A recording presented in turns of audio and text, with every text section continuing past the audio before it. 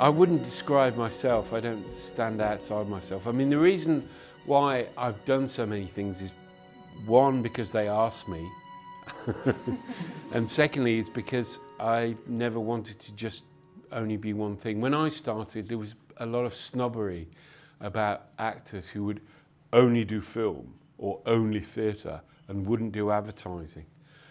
And when I started, I did a lot of advertising, and I got to work on 35mm film, which a lot of people didn't do.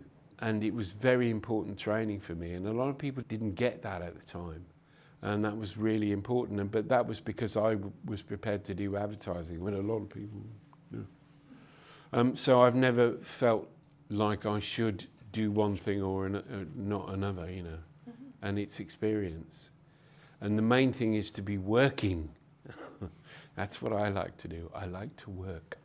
Could you tell us a bit like how you started out? Like what was your like first experience? At school, and I was in a play, and I was on stage, and it was like time stood still a bit, and I thought, I can do this.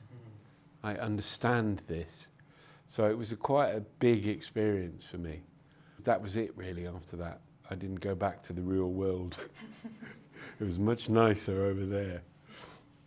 Yeah, so that's how it started. And then I did as much as I could, which is another thing about, you know, it's a job, and so you need to work. It's no good thinking it's art and waiting to be chosen, you know. Touched with a fairy wand. When you blossom, you don't. You learn by working. So I always did whatever I could at university and stuff, and I just kept going. What were maybe like the challenges when you first started out, like the difficulties? Getting work. Getting work. That's number one. And also your sense of self, which can be fragile when you're 19 anyway.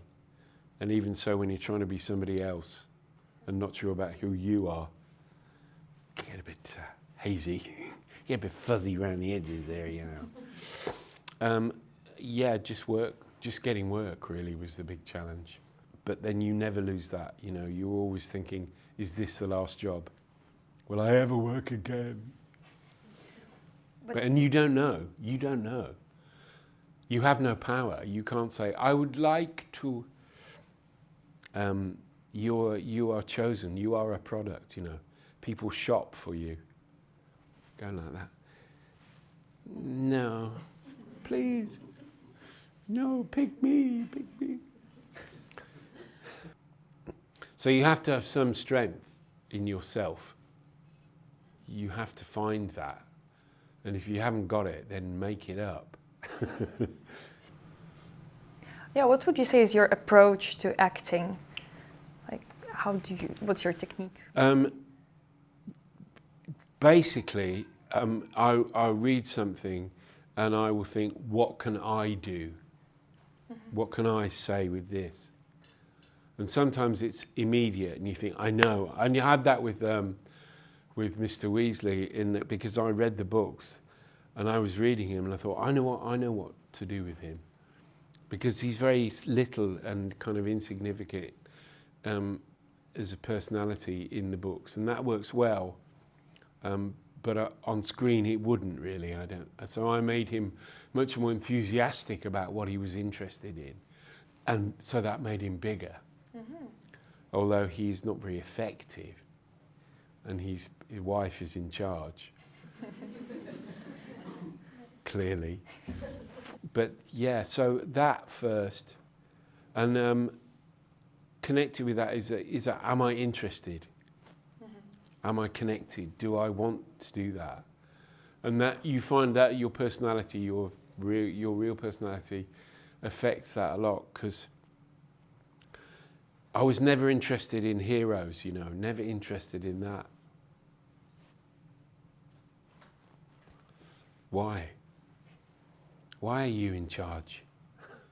And I think when I was a child watching TV and films, I wasn't interested in the hero at all, male or female. I was interested in the character parts, in the school teacher, you know, in the grandma. And I was also very, very interested in animation, in cartoons, because of the clarity of it. And also, I loved things like Roadrunner when the Wile E. Coyote runs over the cliff and turns to the camera and goes, Shoom! Those moments I thought were clear, and I loved that. There is a lot of animation often in what I do, I think. Or rather, there are moments when animation is the way forward. Animation is the way to solve a problem about moving from one point to another. Sometimes you define who you are as an actor by what you're not. And by watching other people, and it's things that you cut out. You're gonna, I ain't doing that, and I ain't doing that. And that gives you positive things as well. I play a character called Father Brown in a long-running British TV series. One of the things about him is that he's a very cerebral character, but I tried to make him act very physically once he's made a decision. So if something occurs to him, then he will act immediately. You don't have to tell the audience that you're going to do something. You don't say, I'm going to do this, do it. So one minute you're thinking, and then you've gone. That's me getting up and down, but you know what I mean. I hope. So those not intellectual problems, but those movement problems are I like them. Does your approach change, and like how much does your approach change when it comes to the screen, like acting in front of the camera? Camera, yeah. A lot of the images of camera acting are from the other side of the lens. They talk about close-ups and about, but actually, the main thing is about being an actor is to know where the camera is, not necessarily what the camera is doing. You get some people and the shot will be set up and they'll go like this. They'll go like they want to know whether it's an MCU or a close-up. But it's like, well, what are you doing differently, you know? And why? Because if you haven't thought through what you're going to do, why does this make a difference? And continuity, which is another thing that is the very much the technical side of what we do. People don't think about it when they begin. And there was a school of acting, it's gone out of fashion now, but there was a kind of an American thing where people would be doing a lot of kind of this kind of thing while they were talking, and then not talking, and then talking again. And in the end, people got bored with it. And people tried to say it was method, because I think my character would play with a cactus. Well, don't. And the other thing people say, well, I don't think my character would do this. Make it. Make your character do that. You're in control. Why limit what your character... My character wouldn't swing from a trapeze yodeling. Why not? What a great thing for your character to do. But he wouldn't do that. Why not?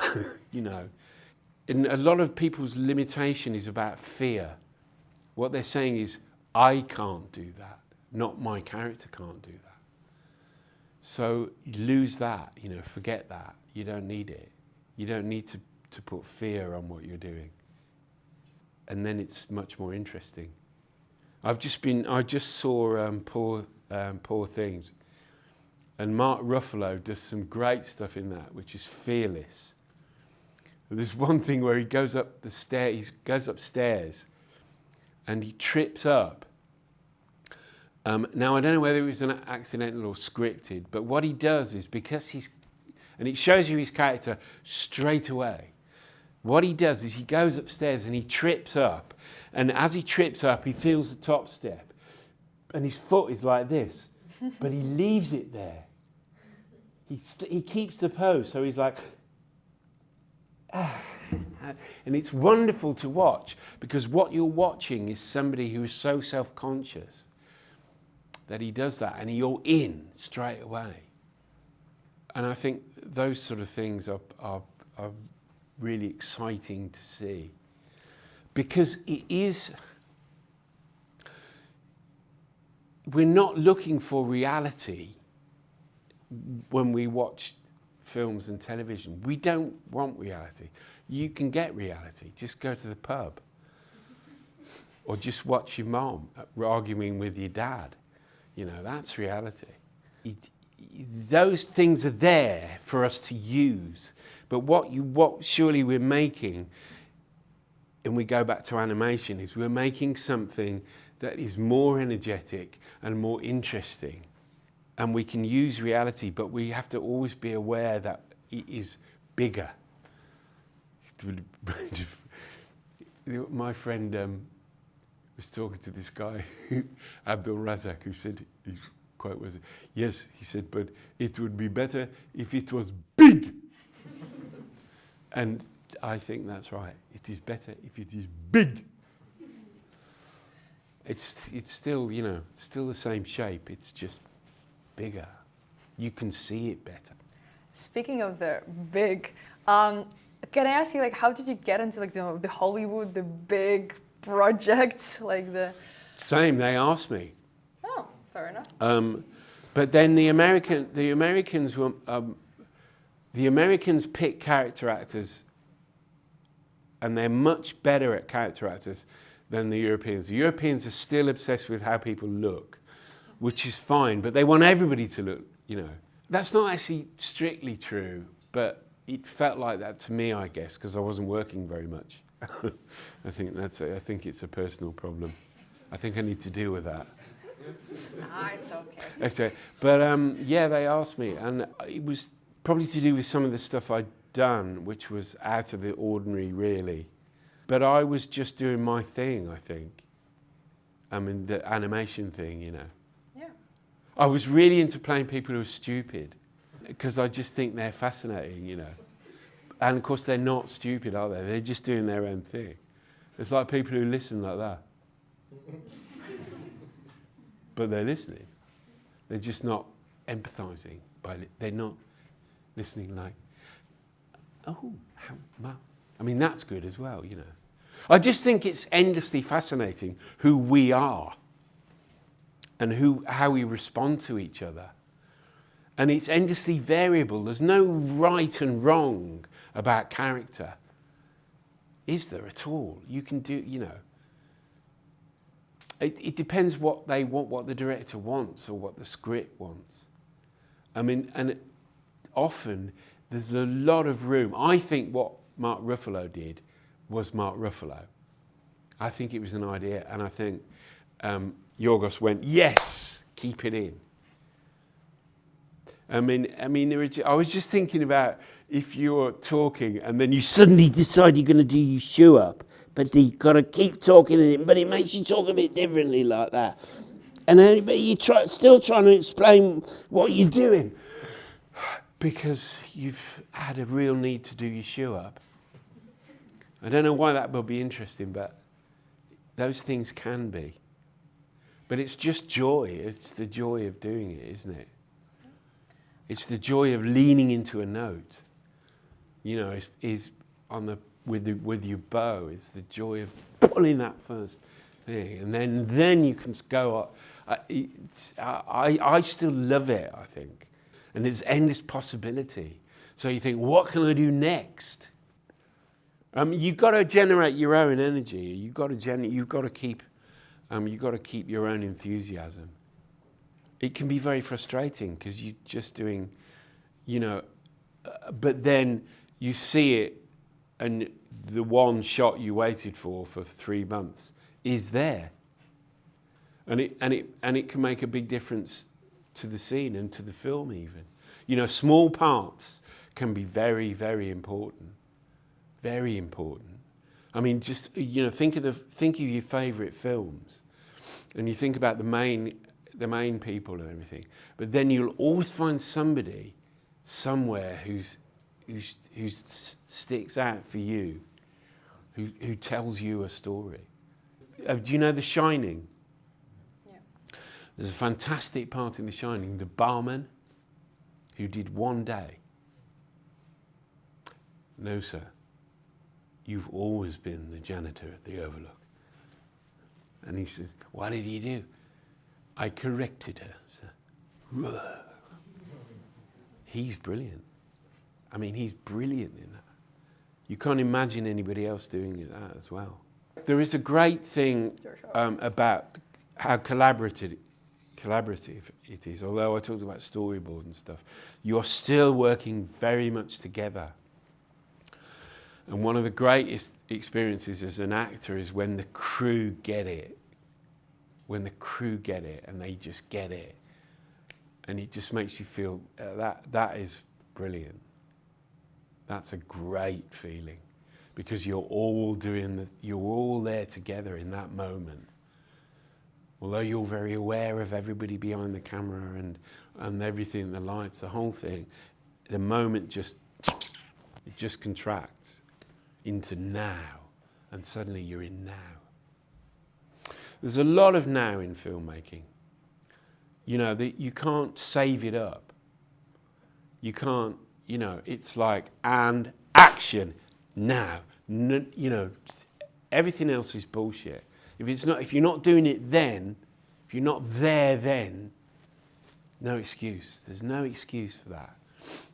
And that's very powerful feeling.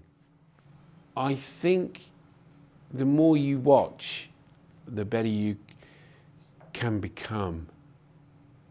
I think it's like reading, you know, I mean, it's watching and being surprised is good. And just, you've got to keep enjoying it. You know, how you do that is up to you. But it has to, you have some directors, David Yates, who's director of the last Harry Potters, he was a director where it fed him.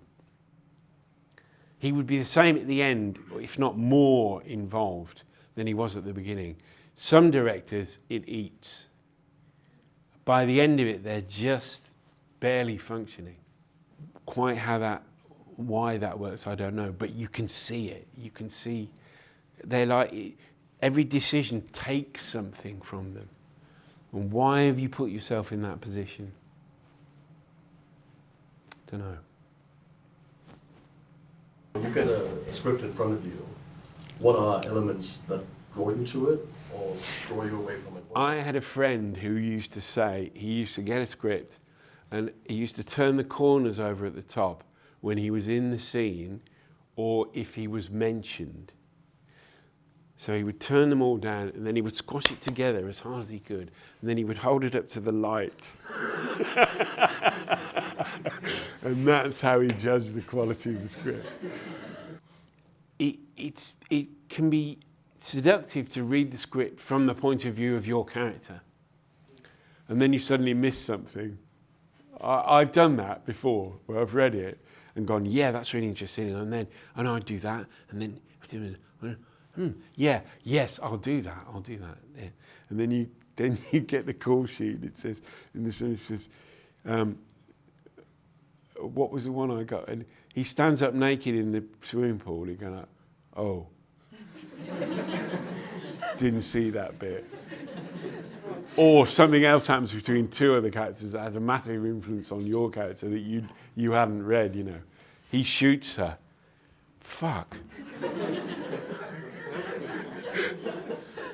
So I think the answer to that is, how do you read a script? Carefully. But it's such a joy to get a script that you're to be asked to read for something, you know. Never mind being offered a part. You know, it's great. It's a great feeling. It's like being picked for a team. And you go like, yeah. Hi. Hi. My name is Brianna.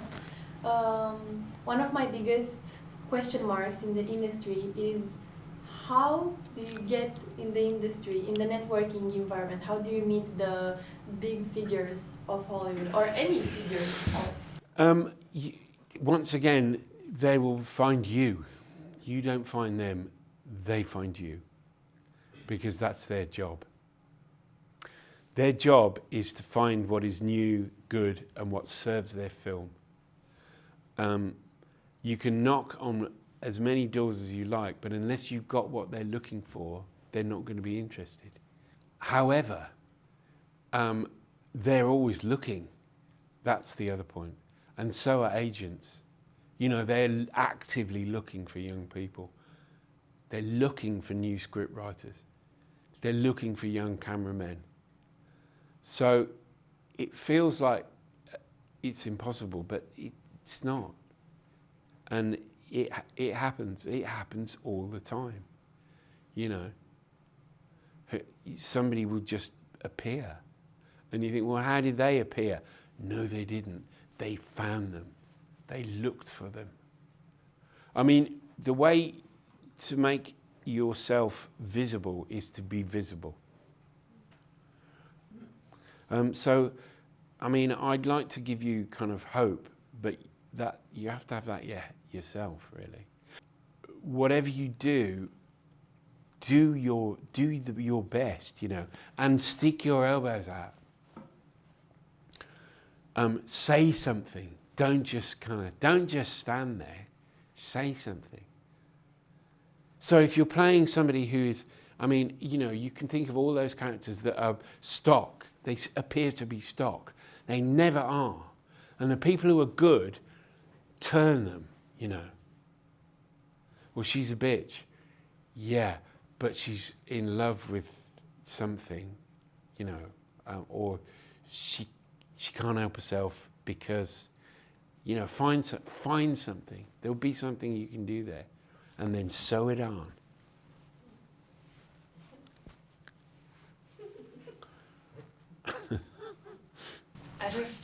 I'm just curious, how do you prepare for a role? I read about it. I mean, I don't mean about the role. I mean, read round it. So if I'm playing a Catholic priest, I'll read as much as I can that I think applies. Or similar fiction or something about. What I don't do is I won't watch anybody who's played the role before, ever. Probably not even after I've done it. So I don't really prepare by watching, I prepare by reading. Because that internalises it more for me. The other thing I don't do is on my sides, I don't underline. And I don't highlight the script. Because that makes your part more important. And it's not. Take that out. You don't want that. I don't want to be feeling like that. You know, the scene is the scene. It's not my lines in the scene. I think that what people are looking for is uniqueness, is looking for something that is different. And they don't always know why. And they don't know what they're looking for. I think it's good to remember that nobody knows. They don't know where the next thing's coming from. And they don't know who the next big thing's going to be. And it's always a surprise. Always. So I think, in a way, following your heart is got to be the best way. I mean, you need to be aware that the complexity of what you're doing is important. Particularly nowadays. You need more than, you know, you've got to have plenty of layers in there. I think we need to focus back down. That's enough superheroing, and that's enough about the tragedy of imperialism. Let's look at ourselves again, and let's look at how we function, not dysfunction. That's not been explored. That is where I think the next, but what do I know? How do we get on in the face of everything, not how do we not get on. That's easy. That's so easy. But how do people build their relationships out of failure to success? Because that's what relationships are. They are success. Oh, I don't know where that came from. But I'm sticking by it. Do you have anything, to say as a... All of that is just my opinion. Good. It don't mean jack shit. Your individual experiences will be completely different and equally as important. And I wish you all the best of luck, because you're going to need that as well. But work is the thing, and fear is the mind killer. Thank you.